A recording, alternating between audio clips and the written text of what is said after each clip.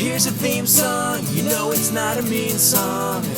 It's a good song, just as it should song. American brews and tunes. Shibbity beeby dow. What you think about me? I won't try to argue. Wait, there's a microphone here. Oh, are we recording? Oh, there's a red light on it. Oh yeah, you're right. That must mean record. That must mean it's another episode of American Brews and Tunes. Oh, That's yeah. right, we're not Brews and Tunes anymore. We're American Brews and Tunes. Turns out there's a Canadian podcast also called Brews and Tunes. So we didn't want to run into any legal issues, so we changed it preemptively. Preemptive, just like a lot of America's weird war efforts. I'm not gonna get. Just kidding. Just a joke. Yeah, Thank you for joining us, and welcome to another edition of American Brews and Tunes, a bi-weekly podcast in which we talk about two of our favorite things in one place: brews and tunes. Exactly. I'm Steven Johnston. And my name is Jesse Titus. So what did we talk about last week, if I'm remembering correctly? I listened to The Decemberists. Yes. And you listened to Transit. Yes, Transit. Yeah. Joyride. The album Joyride by Transit. And I listened to The Hazards of Love. Hazards of Love, yep. And beer-wise, I had the Stone Imperial IPA. Do you remember what you had? I had the Death by Coconut. Oh, yeah, Death by Coconut. Ooh, that's a dessert of a beer. Delicious. Delicious. Literally tasted like chocolate, like an Almond Joy. But you know what they say, another day, another dollar. So we're on to our next episode, in which we are not listening to the Decemberists or Transit, and we're not having the Stone Imperial IPA or the Death by Coconut. Let's just go through the brews. Let's go through the brews. Because when you think of American Brews and Tunes, you don't think music first, you think beer first, because brews comes before the tunes. Exactly. Pride comes before fall, brews comes before tunes. I'm gonna make a t-shirt with that. All right, so what are you having? Let's outline your brew for this week. So I'm having the Stone Enjoy by February 14th, 2017. So what I don't know if we ever introduced. Yeah, exactly. For those who don't know what Enjoy by is by Stone, why don't you introduce it? So Stone has this series. The Stone has this series of brews called the Enjoy by series, and these beers are specifically made not to last. Yeah, they're always an IPA. It's always an Enjoy by IPA. Yes. So there's always a date on the bottle, which is always why I save all the bottles. Mm-hmm. To kind of remember all the different dates that I had to enjoy these by. Yeah, and it's literally, you enjoy it by that date. That's its expiration date. Yeah. It'll be fresh until then. Yep, so on Valentine's Day, it will expire. So I had to finish it before Valentine's Day, so I figured, why not, on American Brews and Tunes, drink because this. You love this podcast. Exactly. Drink this most likely amazing beer.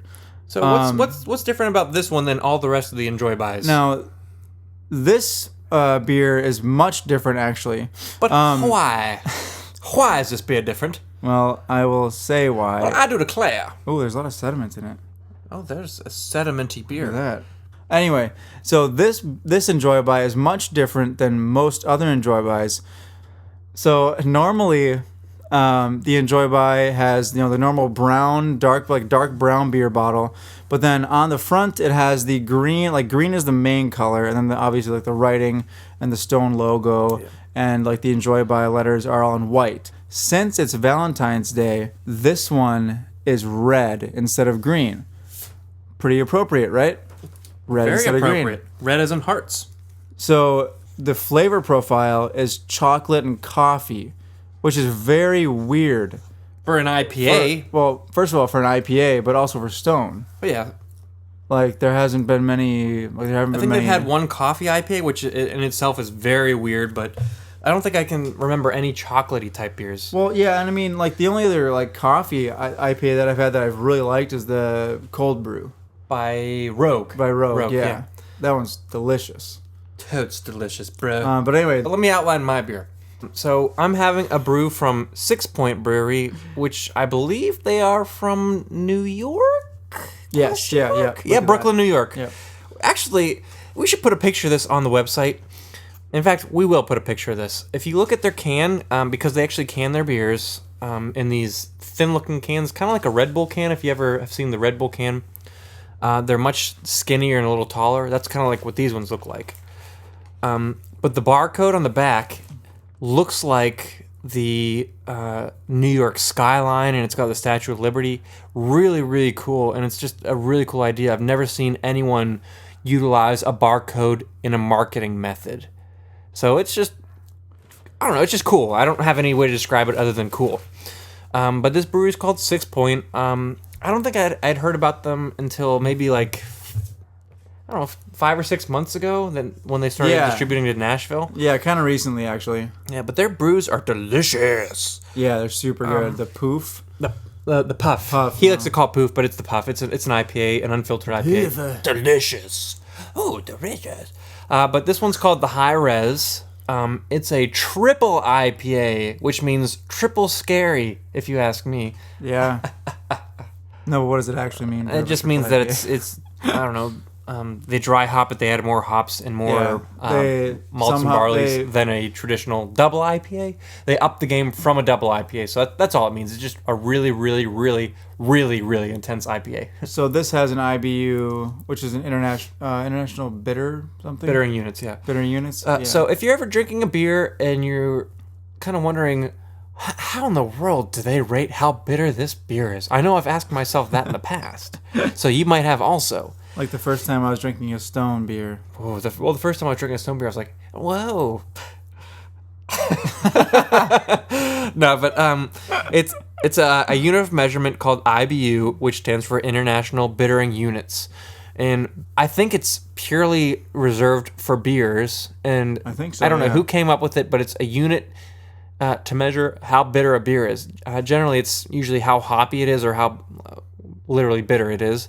Mm-hmm. And so this one, like, what would you say like an average IPA is? Like, I don't know, 60 IBUs? 50 to 60? 60 or 65, 70. Yeah, and so anything like above that's usually pretty darn hoppy. This one is 115 IBUs, so...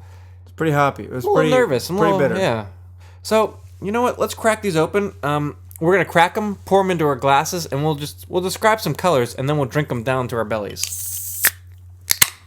Oh, you got a bottle. I got a can.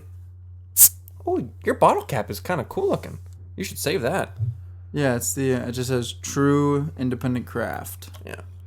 And Stone, like if you ever look at their bottles or their logo, some people think it's a devil. It's a gargoyle. Yeah, it's a gargoyle. Their logo is a gargoyle. Oh, my beer is actually... That's really like, you can really see through that for a triple IPA. Yeah, it's not as dark as I was expecting. Sometimes with more heavy double IPAs or with triple IPAs, you have like a darker, almost amber, like red color, but this one's kind of like an orangish color, would you say, right? Whereas as Jesse pours his, it's kind of like straw, light orange, straw yellow, like we'll say straw orange. How about for yours? Enough about colors. Let's give it the magic word and like drink it, try a little sipski, right? Okay. And as always. Sediment. Oh my god. Yeah, mine is crystal clear. His is cloudy from sediment, which means his is not filtered. Yeah, unfiltered. Unfiltered, just like our lives and this podcast. Wow. Coming to you live from Brews and Tunes, American Brews and Tunes, unfiltered. All right, let's clank and let's say the secret word. Shibbity beep a dow. Whoa! Ho ho! Whoa! Ooh! Oh my word! Oh my word! Oh my! Oh yes! Oh man, that's pretty good. Sorry for my sing song, but my goodness, is this a punch in the what do you call it? Punch in the gullet. Not in the gullet. What's the breadbasket? The palate. The palate. That's what it's called. Yeah, the palate. This is like a fist straight to the palate. Oh. This is like a palate bomb. It's not a palate wrecker. It's a palate bomb. This is so good. Whoa, already. That's There's one one. for me. There's one for Steve on the Belch tally. All right, so I'm winning so far. What for this episode, what does the winner get? They get a $1 credit to redeem at any time from the other participant. All right, let's shake on it. Okay, shake. Shake. All right, so describe the flavor of your beer profile. So you know stouts. You've had chocolatey stouts. You've had coffee stouts. Mm-hmm. Do you remember the cold brew IPA I do. where the coffee was very present? I do. This is literally an IPA with the most subtle hint of chocolate and coffee. It's amazing. It almost just tastes like an IPA with like a slight hint of chocolate and coffee. And I know with a lot of the Enjoy buys, they're usually pretty higher gravity, but you can't tell. How is that pretty true for that one? It's at 9.4%. Can you tell? Yeah, I can tell. Mine is at 10.5%, and I can definitely tell. It tastes pretty boozy. This is delicious. How about yours? What does yours taste like? Really? Not as intense as certain triple IPAs, such as the Molotov Cocktail, which is a really intense beer. But it's, nice belch. But it's pretty intense. Would you like a little Sipsky? Little Sipsky for you? 2 for me. Yeah. We're exchanging, in case you couldn't tell. Yep, so I'm trying Steve's beer and Let's he's just trying mine. another magic word. All right. Whoa, it smells way different. Whoa, you weren't kidding. That's nice. Wowzers. Yummy in the tum-tum. Actually, I really like that. That's the chocolatey. Amazing. The high res? This has way more of the English hop. I agree. Like way more of the just straight on hop. That's the high res he's talking about. Not like the high res, not like the citrusy hop like is in the Stone. Correct. He's correct. That's pretty good though. I like that. He's correct. And for those of you who can't see, I'm using my favorite social beer app, which is called Untapped. Untapped. And once again, they are not our sponsor. We just absolutely adore them. They're great. Please download it if you have a smartphone. And if you don't have a smartphone, who are you? What are you doing with your life? Here's the thing. If you have a smartphone and you like beer and you like trying new beers, why not download Untapped? Yeah. Just live life and do it. You can add us too. Yeah, add us. We're on there. We're on there. I don't know what my name is on there, but I'll release it one day. I think my name's like Jesse Titus or something. My Untapped handle, is it a handle, like a Twitter handle? Yeah, I think so. Is Riot Steve, one word. Because Riot Steve is Riot Steve. What up? Yeah, I suppose so. All right. All in all, I'm very satisfied with this beer. It's going to take me a long while to finish it, just because it's really intense, but I would have it again. And I'm glad that I said it because I bought a 4-pack of it, and I will have to have it again. What about you? Would you have yours again? Oh, yeah. This may be one of my favorite Enjoy buys. Really? Yeah. Really? Oh, interesting. And for those of you who are new to the Enjoy By game, they have an unfiltered IPA, a regular IPA, a black IPA, and a tangerine IPA. So they've kind of branched out. Stone does it for the win. We've wasted so much time just talking about beer. Not that that's a problem, because that is 50% of the podcast. Let's be honest. Yeah. And we'll come back to our beers, but you think it's time to move on to the music, the tunes portion? Yeah, it sounds good to me. All right. Now, it seems like for the past 5 episodes, I've always kind of branched out first. I propose a change. Oh, you mean talked about your album first? Yeah, let's talk about what you listen to first. All right, let's do that. Let's start with the best first. Yeah, I actually agree with you. Let's start with the best first. Okay, so last week, Steve recommended me the album Dude Ranch by Blink-182. And here on American Brews and Tunes, our favorite band is Blink-182. Steve's favorite band is Blink-182. Yes, our favorite band is Blink-182. I try not to have a favorite band because I like a lot of bands. Pardon me. Oh. Try as you will, try as you might. Blink-182 is the greatest band in sight. Nice rhyme. I know. I'm going to put that on a t-shirt also. Oh, gosh. If we have any listeners out there who want to buy t-shirts, send me a message of what you want on the t-shirt and I'll somehow make it happen. I say that as if we have listeners Exactly. who are more than like our 3 friends and our parents. And our parents, yeah. If you are anyone who is... we'll figure that out later. Let's just move on to the music. All right, so Blink-182 Dude Ranch. Yep.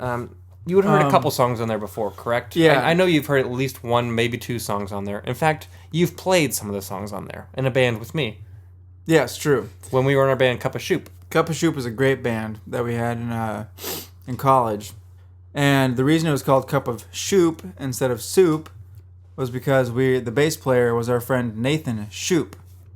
So, anyway, yeah, we played one of the songs off this album in Cup of Shoop.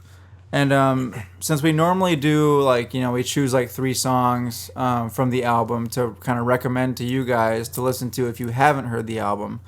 The song that we played is called Damn It. I will not be recommending that song. Ooh. Even though I think it's probably one of the best ones on the album. And I agree with you there, but if you know much about Blink-182 and you've listened to them, I guarantee you know that song. Yeah, Even if you don't really delve into their music much, I'm sure you've heard it. You're probably like, oh yeah, I know that song. Yeah. Even if you haven't listened to Blink-182, you're like, oh yeah, I've heard that song before. You're crazy. So if you haven't heard it. First of all, Little background. okay, yeah. Well, why don't you say some background? Yeah, about I it? know a little bit more background on this. This was their first major label release, so it's this was a big deal for them. Ooh. And it came out in 1997. Wow. When That's I was a pretty whopping 6 years old. Yeah. I was just a wee little tyke. Did you get it when you were 6 years old? No, I didn't get it when I was 6 years old. I was gonna say. I didn't listen to. I listened to music when I was 6 years old, but I listened to the oldies, which I still love. But I was listening to in Pittsburgh 3WS. Oh gosh. Yeah, no, I fell asleep listening to that station, literally. But we gress. Yes, you gress. I gress. So back to this album. This was their first major release, and oh, there's a bug in the room. It's a mosquito. Oh my goodness, I hate mosquitoes. Steve. Did I get it? I don't know, but it doesn't. Oh, matter. no, I didn't get it. I Leave didn't get it. Just leave it. I'm sorry, guys. I really got distracted by a mosquito. This is the album that put them on the map. Not the album that made them superstars. That was the album Which afterwards. was Enema of the State, right? Yes. Yeah. With All the Small Things and What's My Age Again. But Yeah. this is the album that garnered them major success first, before that. So I'll let you take the reins since you had to listen to this for the past, 2 weeks? Yes, and now I wouldn't say that I had to listen to this for the past 2 weeks. I would say that I got to listen to it for the past 2 weeks. You were privileged to grace your earbuds with this phenomenal tune Yeah, I collection. I would say so. All the songs are good. There's Like- no bad songs on this album, I mean, there are songs that I like less than other songs. but there's no bad songs. You But- heard it here, and you heard it first. Jesse agrees that there are no bad songs in all of Blink-182's catalog.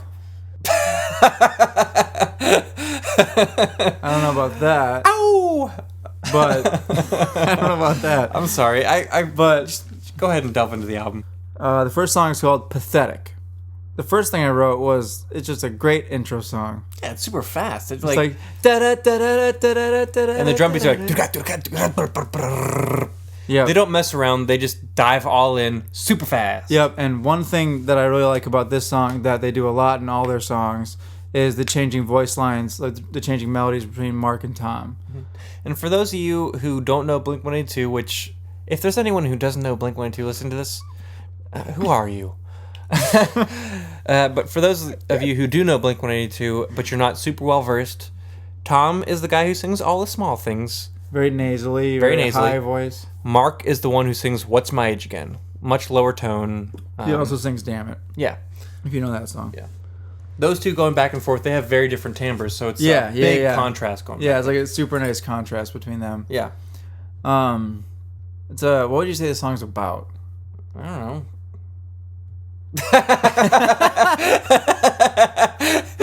what after listening to it, what do you think it's about? I've heard this album a bunch of times. It seems like it's just like Kind of about, going nowhere in your life and just like being about like himself. a loser. Yeah. I don't know, like trying to explain to a girl why you're not a loser and you can't come up with a good answer. Yeah. That's what I think. I mean, That's what it seems like to me too, and that's why that's why it's called "Pathetic." yeah. I know I'm pathetic. I knew when she said Yeah. Yeah. Da, da, da, da, da. But Great anyway, song. I gave that song a 5 out of 5. If I could, I'd give it a 6 out of 5, but I agree with you there. This one goes to 11. Oh, my goodness. Anyway, the next track is called "Voyeur." And this is kind of a strange song. The title's very strange, and the song kind of follows suit of a peeping Tom. Am I right? Yeah. And it's only fitting that Tom sings the song. Yeah, exactly. Peeping Tom DeLong. Yep. And it's a song about Tom being a peeping Tom. Yeah. So yeah, the lyrics are really funny. Like there's one lyric where he's talking about like looking into a girl's room from a tree. It's a weird song. It's such a strange song. Yeah, if you're easily offended, don't listen to this song. Yeah, or quite a bit of this album. Yeah. But It's a catchy song, though. very catchy. I wrote down a really cool guitar part where they go da da da da da da da da. Oh, yeah, it's got some cool guitar rhythms in there. Yep.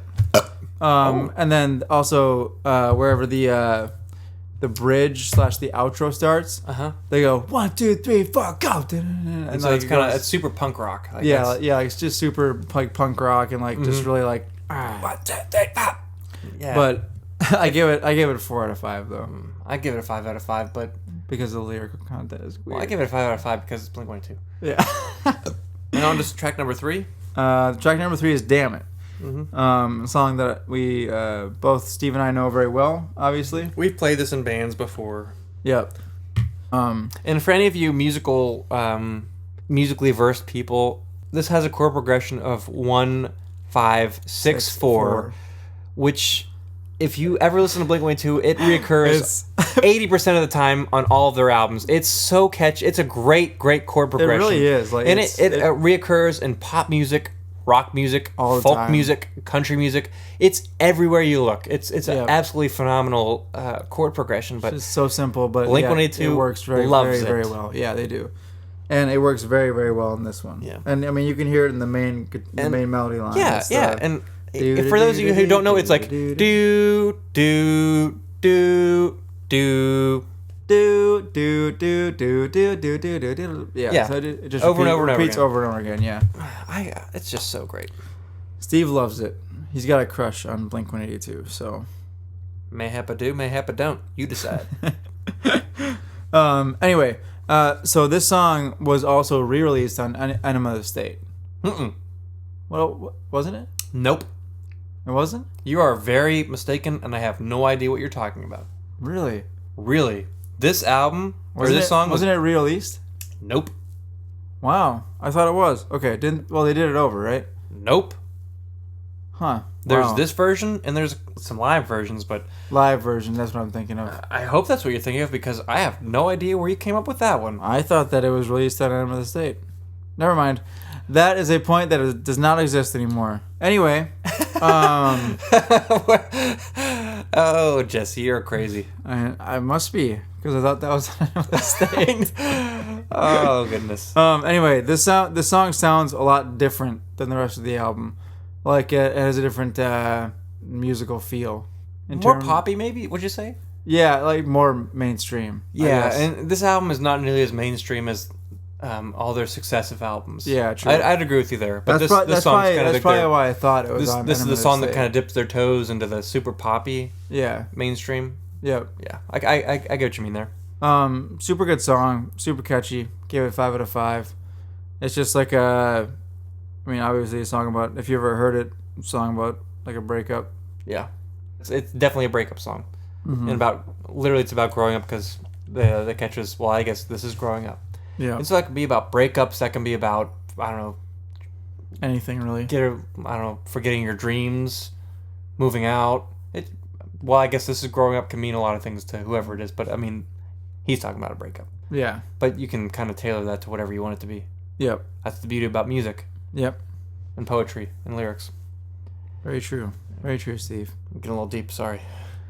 Anyway. Jesse was shedding a tear there because I was getting really artful. Sorry. I was, yeah. It was very emotional. Anyway, the next song is called Boring. Well, that song is boring. Let's skip it. That song is definitely not boring. This is a very short song. But it's fast. It clocks in at 1:41. It is very fast. Super fast. But it's got a bunch of different parts, am I right? It kind of goes through all these different little themes. Yep. Yeah. There's a very strange part at the end of the song. There's a weird horse going at the end of the song. after the song stops, there's like a horse whinnying and neighing. Yeah, and this actually happens on a couple songs where here's what I think happened. Blink-182, they're a bunch of jokesters. They're in the studio making their first really, really big album, big budget, big production, and they're like, you know what? What do we have like option-wise here? And they found a horse sound somewhere on the computer, and they're like, let us throw this on the album. Yeah. And so they did. Yeah. It was literally an afterthought, I think, and they did it. But the part that makes it Blink-182 is that there's a kissing noise before the horse noise comes on. So someone's smooching a horse, I guess? I don't know. Yeah, or That's something weird. like that. The horse Weird. is like... That is... It's super weird. Yeah, but it's pretty rich if you ask me. Yeah, definitely. Just like the title of this next song. We'll call it Rich Lips. We'll call it Rich Lips. Do you know what the song's actually about? Literally? No, not literally. Do you want me to tell you? Yeah. Okay. So this song, and I only know this because I know a lot about Blink-182. I've heard interviews and I've heard him explain the song live. It's about Tom DeLonge getting kicked out of high school because he was caught drinking. Oh, okay. And getting in trouble with his parents. And so maybe that'll make some more sense to the lyrics. That makes more sense, yeah. Yeah. So what do you think about this song? A little more acoustically driven, maybe? Yep. Definitely a different timbre than the last songs.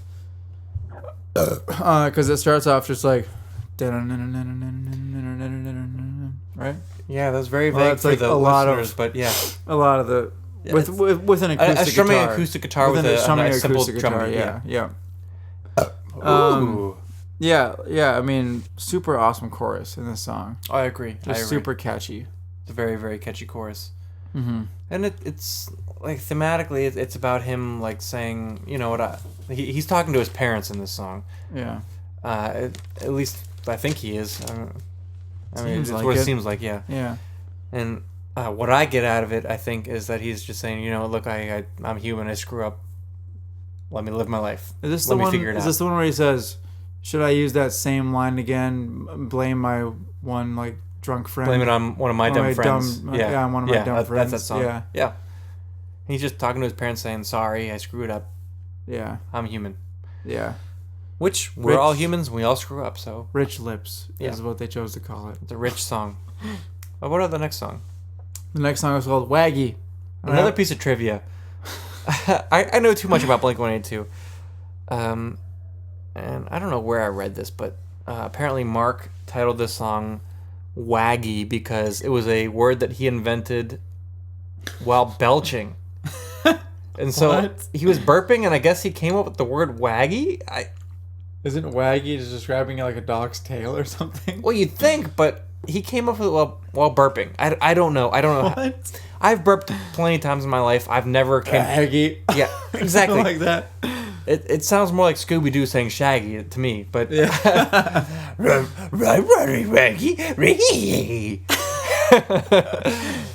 Oh my gosh. Do you remember when we tried to get Laura Pinkard and Mallory to say that? Yeah. Sorry, we regress. It was funny. We both did it, but we did, and they didn't. They were like... None of our listeners are going to know anything what we're saying right I guess if Laura and Mallory are listening, then they'll know, but... Yeah, other than that, no one's going to know. About it. And Brenna. Oh, yeah, and Brenna, yeah. She'll know, too. Okay. Anyway. The song Waggy, you explain it. So, there's a really awesome intro guitar line. Mm-hmm. And right now, for the life of me, can't remember what it is, but it's awesome. Do do do do do do do do do do do. Of course, you would remember. I remember everything about Blink. So sue me. Side note: don't sue me. So this song seems like it's just like about trouble in a relationship. Yeah. Yeah, that's what I get out of it. Yeah. So it's like, is it too much to ask for this to work out this time? I only asked for what is mine. Yeah. Yeah, so it's a guy trying to figure it out and not sacrifice too much almost, maybe? Yeah, and at the not end... trying to sacrifice his values and ask for it to work out, I think. Yeah, and at the end he says, it's never over till it's done, and I don't think that you're the one. Is the last... Is like the last line in the song. Yeah, yeah. One thing I want to point out about this album and about Blink-182 in general is that they have a really good way of making songs about relationships not sound cheesy. They sound down to earth and like real lyri- experiences. like lyrically they don't sound cheesy. I mean, there's some cheesy ones, but for the majority, it's really not. Well, I'm saying on this album. Yeah. Like, Well, on this album, like they don't feel cheesy to me at all. Like they feel really personal. And they feel really like genuine. If that makes sense. Also, great bridge on this song. Yeah. I'm still behind you on the burp tally though. Speaking of bridges, this is a very, very side note. I'm from the city of Pittsburgh. Oh my god! Every time I hear the word bridge, I think of Pittsburgh. If any of you are listening from Pittsburgh, Oh my god! yeah, you guys know what's up. Pittsburgh is the city of bridges. It's also the city of champions. Let us be honest. Oh goodness me! The Pirates are great. Steelers are great. Penguins are great. More championships than anything else in the world. Pittsburgh also has more bridges than any other city in the United States of America. More than any other city except None. Venice. I said in the United States of America. Yeah, I know, but Not the in world. the world, Venice. Well, Venice is like a city on a ocean or a river, or whatever you call it. I Lake. don't- Is it a lake? Well, it's a sea. Sea. Well, Well, no, it's what is that? What is that? Caspian Sea. Is it Caspian? No, it's not I Caspian. don't think it's Caspian Sea. It's the what's the one? We don't know geography. It's not. I know. It's not Mediterranean Sea. It's not Caspian Sea. It's not My the- guess was it's not the Black- Mediterranean. it's I have not the- no It's idea. not the Black Sea. Just- Mediterranean Sea is the big one. That's Well, like between Europe. I'm just and- gonna go out on a limb and say it's the Indian Ocean. That's not what it is either. I'm gonna look it up because I'm Definitely not Atlantic or Pacific. Maybe it's the Antarctic. it's not the Antarctic. It's definitely the Indian Ocean. I'm Let's just definitely gonna look it up. let's right pass now our 'cause geography and let's move on to the next song. I really want to know what it is now. though. Jesse's looking. He's looking at his weird non-iPhone of a phone. Adriatic Sea. Adriatic That's what it Sea is, okay. that no one cares about is pretty. That's the Indian Ocean. No, it's not. All right. Anyway, Enthused is the next song. Track number 7, right? Yeah, the next song is track number 7, Enthused. Yeah. I gave this song 5 out of 5. I also gave the last song Waggy 5 out of 5. Fair enough. And I like this is- those ratings. And this is why I said it was so difficult to just choose 3 songs to recommend to people to listen to. Because all of your songs are 5 out of 5 except for one. Pretty much, yeah. So track number 7, Enthused. It has an awesome guitar intro, super fast drums. Again, it is another song about relationships, except this time Tom sings it. Correct. I Um, swear I'll act enthused. yeah. Not a good that's- sign if you're gonna pretend to act enthused. Yeah. This song starts off by him saying, like Crazy, yeah. strung out.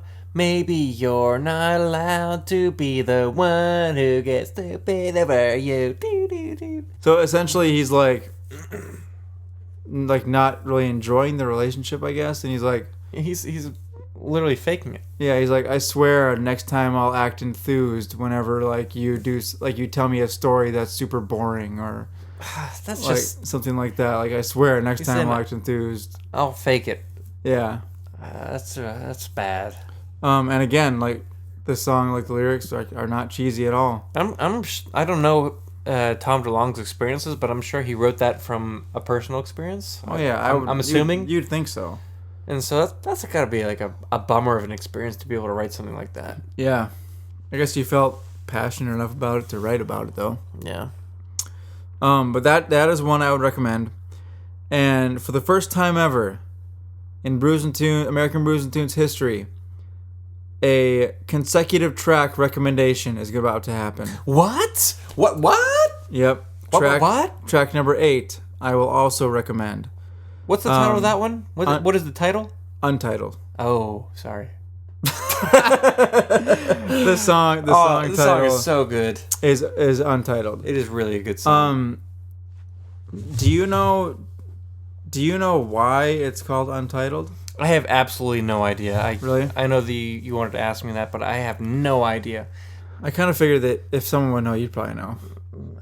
So Maybe somebody else in the world knows. If any of you know why this song's called Entitled, send us a message on Facebook or leave us a comment on our Facebook or website, which is brewsandtunespodcast.com. Yeah. Yeah, and on Facebook we're American Brews and Tunes. Remember for me. Oh, nice. Oh man. Also, drop us a line. Let us know. But otherwise, I don't know. Compared to the rest of the kinda album, softer it's at a very first. Way softer at first. at first.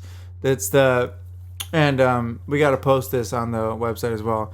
That really funny video of Mark dancing when they're playing the song live in Australia. They're playing this song in Australia live on some weird Australian TV show. Yeah. And Mark's doing the goofiest dance I've ever seen in my life while playing the bass guitar. He does the funniest dance ever. It's hilarious. I love it. Not many things bring me more joy than watching him do his dance. It makes my heart smile.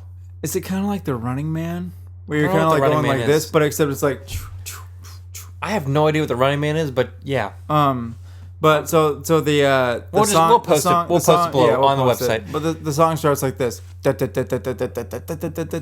Right? It's bum bum bum bum bum. Oh yeah.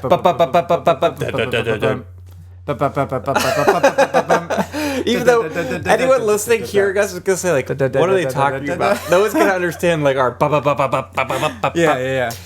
But so it starts off like that, like that. Even though they're not gonna be able to understand that. And once again, we will post links, like YouTube links, for these albums on our website. So please look on our website where we post the songs. We have stuff from the episode where we post pictures, YouTube links of the videos, pictures of our beers. We give reviews of the beers, even more in depth on there. Just check it out on bruiseandtunespodcast.com. Maybe we should have an Instagram page. We should have an Instagram page. Or we just post pictures of our beers. Do you guys want us to have that? Drop us a line. I'll assume that was a yes. Oh, sure. But Untitled's great. Anyway, Untitled. Definitely recommend that. But like, what happens like when you're like you just work out and you need like your hair's all dirty? What do you do with that? Usually I take a shower. With what? Apple shampoo. Right, can I tell you guys a brief story real quick? Sure. Anyway, the track 9 is called Apple Shampoo. Yeah, this song's called Apple Shampoo, and when I was growing up, and I'm sure most of your listeners kind of grew up in the same time period also, there was this thing called L'Oreal Kids. Oh, yeah. It was a shampoo line. I never used it, but my sisters used it all the time. And they had an apple-flavored shampoo. Really? And I got it solely Because based of the on the song? fact that Blink-182 had a song called Apple Shampoo. That's hilarious. And I I promise you, I was like in middle school / early high school. I was not a kid, and I was buying L'Oreal Kids.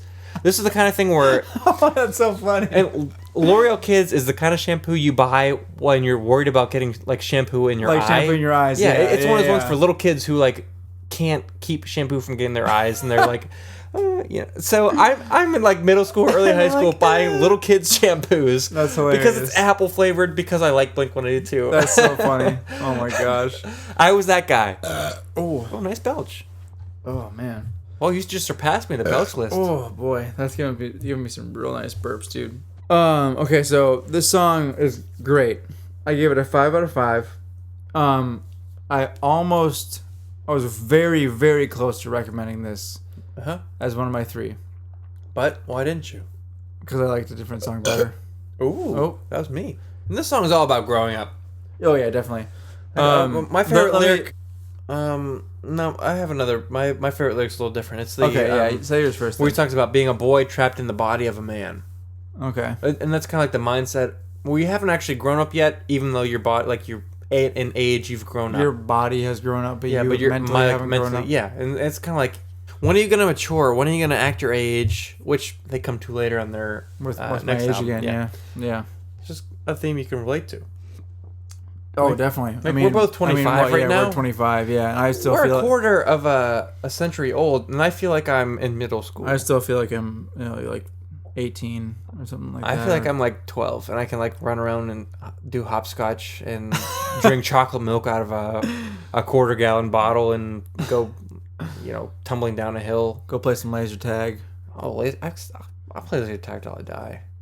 Till I If I die on a laser tag course, that would be a dream come true. that is a dream come true. Put that on my epitaph. He died playing laser He tag. died playing laser tag. He was lasered to death. Because at this point in history, You know what? If I There die are from laser lasers. tag, my gravestone is gonna be tag. You're it. so stupid. Oh man! But Anyway, I'm back- sorry. We really Back- digressed. Back to Apple Shampoo. I said my favorite line. What was yours? So one of the lines that I really liked. Well, first of all, I wrote great lyrics! Exclamation point. And how often are Blink-182 commended for their lyrics? Often in my book. I mean, I think their lyrics are really good. Well, I think their lyrics are always great, but I'm talking about the general public. Probably not that great, I guess. The one line that I really like is, "The start was something good, but some good things must end." That kind of like sums up like what the song's about, in my opinion. Agreed. It was like, it was really great when we started, but it's got to end. Exactly. Oh, he also has songs. I mean, not songs. Lyrics about like him being on tour And playing in punk rock yeah, bands and, and playing like, punk rock clubs. It gets old. No, that's in Josie. No, yeah, that's in this song. That's in this one, yeah. So like he's like struggling, like trying to keep this relationship going while being on tour. So like that must be like kind of like really tough. Mm-hmm. Agreed. It's a great song though. The next song, Emo. Emo. Ooh. I'm not gonna spend a whole lot of time on this one. This is the one song I gave. Oh, never mind. You gave a couple other songs 4 out of 5. 4 to 5. But I like the this song. song. My favorite song is the outro when Yeah, they're both singing at the same and time. that's basically what I want to talk about. The first part of the song is like, okay, yeah, this is pretty good. Like it's all right. It's decent. Like I'll listen to it just to get to the bridge, because the bridge and outro is pretty good. Because Mark and Tom sing like at the same time, and it gets like really fast, and that's good. And they're two voices. They're singing different lines. It's kind of like a musical when you have multiple verses going. You ever listen to Godspell, the musical? Oh my god. Have you? Anyway, Steve is destroying me in the burp tally right now. But let's move on to Josie, the next song. Track number 11. Josie, track number 11. Yeah, we gotta kind of get through this because Steve's also talking about. Yeah, we're running out of time. We are talking way too much about Blink-182. Not a problem. They're great. Josie is another single on the album. I love this song. It's so good. It's amazing. This is the third song that I would recommend. I give it a 5 out of 5. It's basically just about how awesome Mark's girlfriend is. Mm-hmm. Like that's what the song's about. And again, not cheesy. A song about love. A song about how he likes his girlfriend. But it's like it's not cheesy though. No, it's not cheesy. It's not like I love you, baby. You so good. It's like in his words, he's like, my girlfriend is so cool. When I'm too drunk, she picks me up and gets me tacos. Like that kind of thing. Yeah. It's just like, hey, my girlfriend's awesome. She brings me tacos from Sombrero just because. Just because she laughs likes at me. vacation. Yeah. She laughs at my dumb jokes when no one else does. Yeah. She doesn't care when I hang out with my friends. She's awesome. Yeah. That's pretty much it. Which is kind of cool. That's a girl of your dreams. Yeah, pretty much. Also, one thing I wrote was the instrumental and the bridge. Very cool bass part. It's like yeah. Very Mark cool. Hoppus very cool is a bass very part. underrated bass player. I mean, he's not like the guy from Rancid. He's not like the flashy, like super crazy bass player, but he's a really good bass player. He's got like all these bass chords and kind of cool parts that he plays that people don't really recognize him for. Am I right? Yeah, you're right. definitely. Anyway, on to track 12. Let's try to get this. Any Star Wars fans out there? Yeah. Any Star Wars fan? If you're not a Star Wars fan, and everybody resounds. Yes, we are. If you're not a Star Wars fan, I'm gonna go out on a limb and I'm gonna hurt our podcast by this, but don't listen to us. Oh, Steve, no. I'm sorry. If you don't like Star Wars, you can still listen. If you don't like Star Wars. If you don't like Star Wars, it's okay. If you don't like Star Wars, you can still listen to us because we're not Star Wars. I just hold a huge grudge against you. I'm kidding. We're all allowed to our own opinions. Exactly. But this song, track number, what number is it? 12? Track number 12 is called A New Hope, and it is all about Star Wars. It is all about Princess Leia. More like it. I actually want to look at the lyrics because they're hilarious. The lyrics are so funny. A New Hope is actually him singing as if he's a regular Joe, right? Yeah, so A regular Joe singing to Princess Leia. Singing to Princess Leia, yeah. So the lyrics are, Princess Leia, where are you tonight? And who's laying there by your side? Every night I fall asleep with you and I wake up alone. But he doesn't actually fall asleep with her. No, he's just thinking he does. So this is some guy thinking about Princess Leia every time he goes to bed. Yeah. When he wakes up, he's by himself. Yep. Poor him, right? Not really. And so some of the verses are, I'd search the moons of Endor. Ooh. I'd even walk naked through the deserts of Tatooine. As we all know, Tatooine is a desolate desert of scorching Heat. Yeah. I don't know where to go. So my second favorite verse is, even though I'm not as cool as Han. He means Han, but he says Han. He says Han in the for song. rhyming, right? But yeah, for rhyming, yep. As Han. As Han, but it means he says Han. I still want to be your man. You're exactly the kind of Alderaanian that I need. So funny. This is Mark Hoppus wrote this song. He's such a nerd. Yeah. He's a nerd because all these things, like talking about Endor and Alderaanian and Han and yep. And in the next verse, oh, that's too many lyrics. Let's just no. Okay, I'll let it go. One more verse. This is my favorite verse. All right, I'll let it go. I'll let it go for this one time. So he says, but when you were available, I was drinking Colt 45s with Lando. I was hanging out in the cantina on Mos Eisley. It's so funny. Because he's drinking Colt 45s. He's Colt 45s. It's just so funny. What a great song. Just love it. Super catchy, super fast, great guitar, and it's just a fantastic song. Yep, so we're going to go through these last songs fairly quick so we can get to go through them really else. quick. The next song is called Degenerate. Mm-hmm. I think it's hilarious. It's a very funny song. It's different, though. It's real different sounding because it goes through... Yeah, very, very tempo different. speeds are very different throughout the verse, chorus, chorus. The beginning almost seems like down, take it down, take it down, take it down. It's real slow, real clean sounding. Like it almost seems like like during the song, it almost seems like he's like singing like while he's drunk or something like that. It's really, really, really funny. Lemmings, I gave A New Hope 4.5 out of 5. I gave Degenerate 4 out of 5. Track 14, Lemmings, I gave 5 out of 5. Oh, nice. I really, really liked it. What do you say about the song? I said it's kind of like a song about wanting to like work out things in your life, like work to get better at things in your life. Yeah. And like it's super inspirational. Like especially the last line. He says, "Maybe it's time you looked at yourself and stopped blaming life on someone, like and stop blaming your life on someone else. Like stop blaming like your mistakes on somebody else." That's a pretty good lyric. Yeah, not like what you think of when you think of Blink-182. Yeah, like am I right? Oh, just whenever you think of punk rock, it's not like no. It's like, hey, stop blaming your life on somebody else and just like take responsibility for it. Anyway, I give that song a 5 out of 5. I almost recommended that song as one of my top 3 as well. Fair enough. Track 15 is called "I'm Sorry." Oh, I love this song. Great album closer. Completely different feel to the entire album. Just a completely different feel to the rest of the album. I agree. It's way different. And it starts off real slow, right? Yep. Mm-hmm. Yep. I love the ending, the bridge. Oh man, we're going back and forth on burps here. Burping all the time here. But yeah, love it. Great album. Explain the very end though. Just let them explain. So what I wrote down was "I'm sorry," infinity symbol. So essentially, at the end of this album, Mark sings, "I'm sorry, I'm sorry, I'm sorry, I'm sorry, I'm sorry, I'm sorry." So Just Mark is going over and over again, "I'm sorry," while Tom sings, "What happened to you?" And he.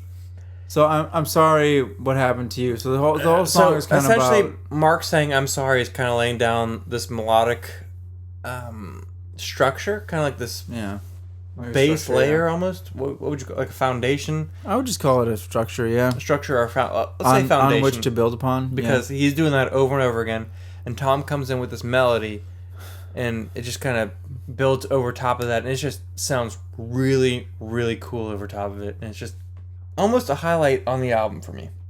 Overall, great album. I don't know why I hadn't listened to it before. I know why, because you haven't listened to good music. Oh boy. What's your overall rating for this album? 4.5 out of 5. Are you kidding me? It's not 5 out of 5? Steve, I didn't give every single song 5 out of 5, so I can't give it 5 out of 5 at the end.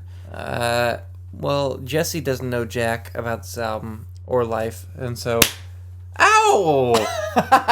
He slapped me right in the face. Not cool, man. I was pissed. All right, I was mad. That's tough love. I respect it. I would give this album 5 out of 5. Of course you would. I'm very biased, I'm not so surprised. fair enough. All right, let's move on. We talked about Blink-182 for a long, long time. I'm going to move on to... It's a band called Broken Bells, right? Yeah, let me tell you a little bit about Broken Bells. Yeah, because you know way more about them than I do. Yeah. Well, I mean, I know a little bit more about them than you do. Nope. A little bit, way more. Okay. Because I don't know much of anything other than the 2 members in the band. So, Broken Bells is a group that was actually kind of formed secretly. Their first album came out in 2010. Okay. And actually... So they're not too old at all. No. That was actually the album that I recommended Steve listen to, the self-titled album, Broken Bells. But yeah, because I remember last week you recommended that, and then literally as soon as we hit stop on the podcast, you were like, "No, I'm going to recommend another album." Yeah, same band. It's same band, just their next album, which came out in 2013. Which is 2014. Yep. After the Disco is what it's called. Yep, the album was called After the Disco, and essentially, if you remember a couple weeks ago, I recommended Steve an album by the Shins. It was called Shoots Too Narrow. Shoots Too Narrow, yep. The lead singer of the Shins, his name is James Mercer. Yeah. And he is the co-founder of this band. Yeah. Him and Deadmau5?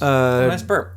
Deadmau5, yes. Yeah, so Deadmau5 is a more electronic-driven, would you call him a songwriter, producer? Yeah, it's kind of like songwriter, producer. His name is also Brian Burton. See, I didn't know that until right now. That's actually what his actual name is. Yeah, fair enough. But yeah, this album came out in 2014 officially. Mm-hmm. The only reason that I changed my mind on this is because I think that this album is a little bit more, or actually, I'll say a little bit less eccentric. Okay, so maybe more a little bit more accessible to the average listener, like me. Like what I'll say is, their self-titled album, it took me like a couple months to really kind of like it, but this album it took me like a week to like it. So it's definitely a little bit easier to listen to. Yeah, well, a little bit easier to get used to. Calm your mustache and get off your high horse, because I'm about to evaluate this album. High Horse, that's also a song by the Shins. Yeah, all right. So let me kind of take this album by the reins, and I'll evaluate it for us, right? All right. Sounds good. It's a pretty short album compared to how many songs were on Dude Ranch? 15 songs, right? Yeah, 15 songs. All right. On Broken Bells, After the Disco, there are 11 songs. Not a very long album when you think about it. 3 or 4 songs are at least 4 to 5 minutes long, if not 6 minutes long. I have a hard time listening to anything that's more than 4 minutes long, let alone 6 minutes long. What do you think about that, Jesse? If I haven't listened to it, I have no idea. Yeah, you think like, oh, crap. Well, that's what I'm saying. Minutes. Like, 6 minutes is, for a song? That's long. Kind of normal whenever you listen to... And when you think 6 minutes, not punk rock music. Their very first song on this album, called Perfect World, is over 6 minutes long. And do you know what? You know what? What? My favorite song on the album. Yeah. It is absolutely fantastic. Uh-huh.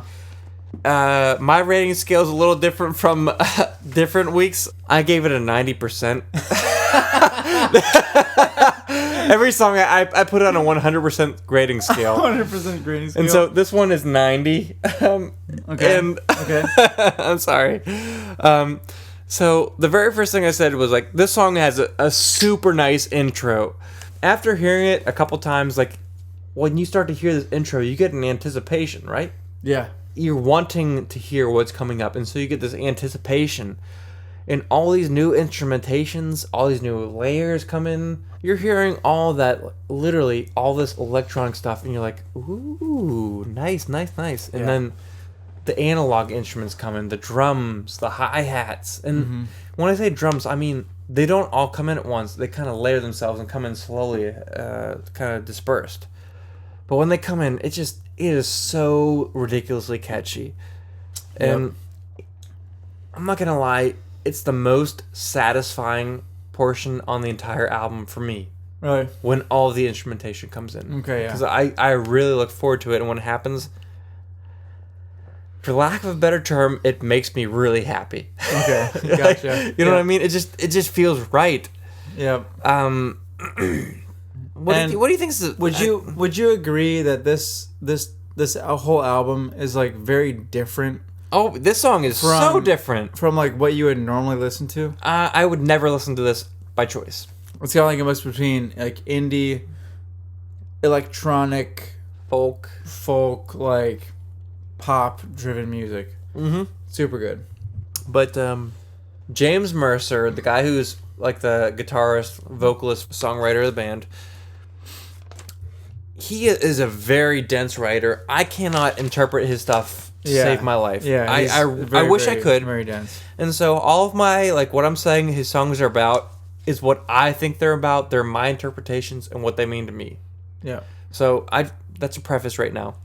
What this song for me is about losing things and learning to let them go. Yeah. And when you learn to let them go, Yeah. you find a perfect world. Yeah. This is the first best song for me. This is my favorite song on the whole album. That's one you would recommend. I recommend it, yes. Okay, yeah. Next song. On to the next song, which is called After the Disco. Disco. Yes, ignore Jesse. This song's called After the Disco. I gave it an 85%. 85. Why did you rate it in percentages? Well, I rated it this way. Just Literally, let it go. Like the past weeks, we've been rating it 5, like out of 5. I change from time to time. I gave this an 85%, and I said this is my third favorite song. Okay, third favorite song. This is a good song. I like it. I really like the The message. very first thing I wrote about the song is "Holy Dance" because After the Disco. Yes, but this reminds me of two songs in particular. Do you know what they are? Pumped Up Kicks. What's that band called? Foster the People. Foster the People? Foster the People. Foster the People.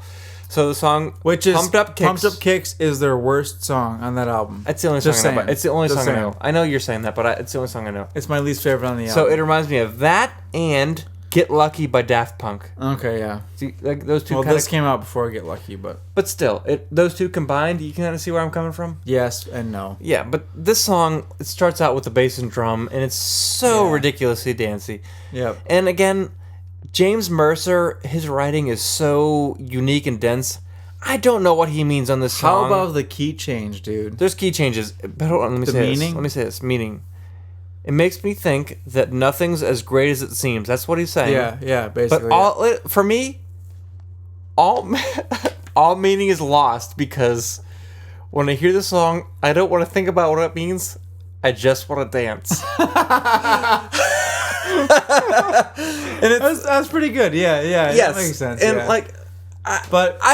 I've listened to the song. I've read the lyrics. He talks about after the disco, nothing's as good, right? Yeah, no. But let me explain it first. Let me explain it. You hit the nail on the head. Let me explain it because I know you're about to say it. Like when you are talking about after the disco, to me that means like you're at this party, it's great, but when you go after that party or after the disco, you're back into the real life. The shine's gone. All fades away. Yes, that's what he says. Shine. Yep, that's what he says. Yep. So that's what I get out of it. But I'm a music first, lyrics later guy. Yeah. Musically, this makes me want to disregard all lyrics and just dance. Yes, this is such a dancey you know tune. what? Same for me. Yes. Yeah, I'm just like yes, but we've wasted so much time on this song. Next song, "Holding On for Life," track number 3, 60%. Whoa. Oh, dude! Wow, 6 out of 10. Yeah, 60%. Not my favorite. Not my favorite. Like melodically, I like it. It's catchy. I'll give you that, but I don't care for it. Like, I mean, it's catchy. Yes, it is very catchy. It's something that might get stuck in your head, but for me, no. It's not my cup of tea. All right, I'm just throwing it out there. and that's fine. Like, But lyrically, what is he saying? Is it worth holding on for love? Is it holding on when it's that tumultuous? That's a vocab word right there. Tumultuous. that's true. It is. It's like yeah, it probably is holding on because the music is really ominous sounding. The music's like not happy sounding, and he's talking about you got to hold on for love, hold on for life, but it's this sad sounding music. It's a struggle. It's a dichotomy, if you will. a dichotomy, if you will. Yeah, I wrote that down. I'm sorry. I thought that's a really good word. Dichotomy.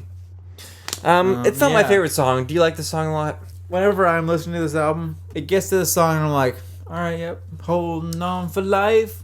Yeah, it's like, a good song, but I'm like, yeah, I like it, but it's not like, Whoa. yeah, it's not like, oh, I love this song. It's like, which is why I like gave it a this song. 60%. It's a skipper for me. Oh man, Nice burp, dude. No, that was dude. actually really intense. Never a skipper. All right, so on to the next song. Leave It Alone. Yes. You love this song? I love this song. 50%. Oh, poop. Come on, That's man. better. All right. Really? 50%? Really? You Hey, gotta be kidding me, I dude. kid you not. You The first thing... hater. I'm not a music hater, Oh but the my first thing I gosh. wrote was How? not the NoFX song. Come on, that's biased. I'm just making a joke because it's the same title. Okay. It's got a finger-picking guitar part right at the beginning. Yep. It might be finger-picking. It might be picked with an actual pick itself. It's hard to tell. No. Like, I think it's finger-picked. Either way, it doesn't really matter. I like the finger-picking. I think that's kind of cool. Yeah. I think it sounds good. It's real consistent. It's real nice. I just want to know why you don't like this song. It just doesn't do it for me. That's all. It's just boring. That's what it is. That's what you think. Yeah. All right, you're Like I entitled, said- you're entitled to your opinion. I said a little boring. I just like it just because like there's one point when he's singing falsetto, but then he goes into his full voice and it sounds like so passionate and so good, and I Hey. just love it. He has passion, and I don't. For this song. Let me tell you what I think he's saying about the song. I think Yeah. he's saying how this is about how things are difficult to change, right? Yeah, hold on. And for me, it's difficult to change how I feel about the song. oh my gosh. It's a little boring. Well, I know you love this song. I know. I will have to wholeheartedly disagree with you. Don't let anybody who's listening to this, do not listen to Steve. This song's amazing. No, I urge you to listen to the song and make your own opinion. Don't trust me. Form your own opinion, please. Yes, exactly. Two valid opinions. Yes. Yeah, either this song you hate it, or me, you love it. Yeah, so, like, that's the fourth song about After the Disco, but me and Jesse have had some differing opinions. So, Yeah. hear us both out. Yeah, definitely. On to the fifth song, which is called The Changing Lights. For this song, I gave Oh. 60%. Wow, you gave this more than the last song? Yes, I did. I would have given this less than the last. Well, you're wrong, in my opinion. Oh. In my opinion. 10% different. I'm allowed my opinion, right? You are, yes. But it kind of has this palm muting guitar part at the beginning. I think it's a guitar, but I think he also plays a bass at the same time. Like Yeah, the yeah, guitar I and think bass so, are, yeah. are doubling. In the verse, it has this awesome melody. Well, lyrically and message-wise, it's got a really kind of... actually, you know what? I have no idea what he's saying. James Mercer There you go. is a poet. Yep, you got it. He really can speak about common things that we all experience in life, but he turns them into a way that I do not understand and I cannot comment upon because he is very dense in the way he writes about it. Yep, you said what I was going to say. Okay, so there you go. Yep. But reading the lyrics and listening to this music, what I get out of this and what it makes me feel is people are afraid to act genuine and kind of say their emotions, say their feelings. And so they kind of put it out and fake it as if they don't feel something. And they just sit there and let life go by as if they're watching the lights change. Nice burp. But it wasn't that great a song. Yeah. It's Just bad. okay in my Yeah. book. Let's go into the next song. Number 6, Control. Yes. Better song. Good song. I gave this song Very good song. 75%. Passing Pretty good. grade Apparently, by your grading scale, it's very good. on this album. This song is so catchy, dude. Even the riff in the beginning is super catchy. Like it's something I would really come back to. In fact, I'd play. You've lost control. Not even that. I'd play the guitar part and have You fun playing gotta that. give it up, give it up, give it up. But you know what? Whoa. Lyrically, this reminds me of like a Bad Religion song, and they have a song called Really? No Control, Really? Okay, cool. which kind of says that. Bad Religion song says that we have absolutely no control out of the circumstances that surround us. We don't have any control over how other people act. We don't have control generally over life, right? Yeah. But we can kind of go with it and try to make sense of it, Yeah. kind of adapt to it. And so I don't know. That's a theme I kind of hear coming over and over again. Not just Bad Religion, but a lot of singer-songwriter kind of like coming back. Yeah. And it's just a really catchy song. Yeah. This is not my top. Yeah. This is not my top 3 songs, but Really? it's a good song. It's a very good song. It's so catchy. Next song love is it. number 7, Lazy Wonderland. A Lazy Wonderland. I give a rating of 60%. Yeah, it's kind of a strange song. It's a strange song because between the verse and chorus, it's very different, dude. Yeah. In the verse, it feels super mellow and super floaty. Okay, yeah. Like you kind of feel like you're floating. Did you feel like you were in it's- Octopus's Garden? Yes, I know what you mean. I don't agree with exactly what you said, but I know I'm what you just mean. saying, the general feel. Yes.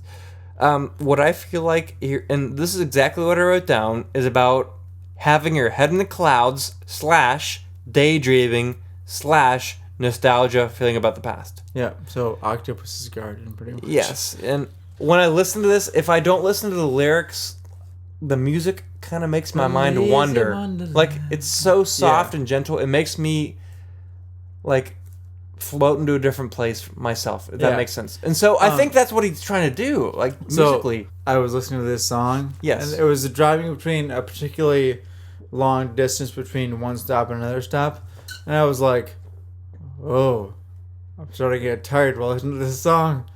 And so I had to slap myself to try and stay awake between stops. So this song, I guess, kind of did its job.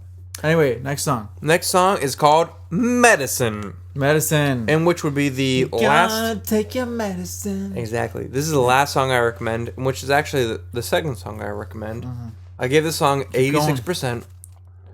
I mean, what is that? This is 86%? As opposed to 87 or 85? 85 is very particular. 87's a little too much for this song. But this song, Medicine, track number 8, is so catchy up front. And like as soon as I heard this song, I think of Shins. Oh yeah. See, this is the This reason. is the only song on the album I think of Shins. This is the reason why I chose this album as opposed to the Untitled album, Yes. because that album took me, as I said before, like months to get used to. And do you know what I think of when I this think of... album took me like weeks to get used to. And so this is Jay Mercer. Do you know what I think of when I think of this? what? Have Mercer. Have Mercer instead of Have Mercer, Have Mercy. Instead of Have Mercy, Have Mercer. Oh my Have God. Mercer. I think this song is really, really dancey. Yeah, it definitely is. And also, Gotta take your Again, medicine. I have absolutely no idea what he's saying. Like, lyrically, I don't know what he's trying to prove. Let me tell you the merit I think of this song. Okay. Okay, go for it. The merit is the music and the melody. Yeah. Yep. Because the rest of the song means nothing to me. At all. Which is bad. And actually, as I've said before, I usually listen to words first, but with this album, I mostly listen to music and melody. Well, that's unusual for you. Yeah, Oh. because a lot of the songs are like, huh, what does that mean? But it's Exactly. super catchy. But next song, number 9, No Matter What You're Told is what it's called. I gave it a 72%. Why 72? Just because. It's just so funny. I love it. I It's love catchy, and near the beginning, it's kind of got like an ooh like part, you know, where it's kind of like a ooh, which I really, really like, and super original, really, really cool. And again, I have absolutely no idea what he's saying, what he's trying to prove in this song. You know what? Maybe I recommend hold on. a bad album. You did. Yeah, sorry about that. And I wrote this down. This is me, what I wrote. I feel like a dum-dum trying to interpret the lyrics. But at least there's an interesting melody. yeah. Moving on, the 10th song is called The Angel and the Fool, and it is a slow song, am I right? Very slow. Yes. But I know that he's used like strings throughout the album. Yeah. This is the first song I think that they're actually prominent. I would say the last part of this album is a much less awesome than the first part. But this song, I think, is really particular. It's real specific. I think this song is about one particular person that he knows, or Oh, yeah. it's about somebody he knows overdosing. Am I correct? That's probably about somebody. That's what I got out of it. either overdosing or just engaging in some type of harmful activity that's way too much. My interpretation of the song after reading the lyrics is a girl got hurt by a bunch of men. She became depressed, and so she took pills and overdosed. And so she's an angel and a fool at the same time, right? Like me! All right, you ready for this? Yes, ready. This music is boring for me. This song is so boring. Yeah. 65% because the lyrics are interesting. Okay. And which is unusual for me because I do not like the song. The lyrics kept me interested. Huh. Yes. Folks, let it be known, Steve was interested by lyrics, not just music. All right, so let us move on to the last song of this weird album that Jesse recommended me. Yeah, it was kind of a weird album, wasn't it? Yes, this song is called The Remains of Rock and Roll, which I gave a whopping 20%. 20%. Yes. Or 1 out of 5 if you were to use the regular 5 rating scale. Yes, you're correct. Do you want me to read this verbatim for what I wrote down about this song? Yes, literally. Read it, please. All right, folks, this is literally what I wrote down.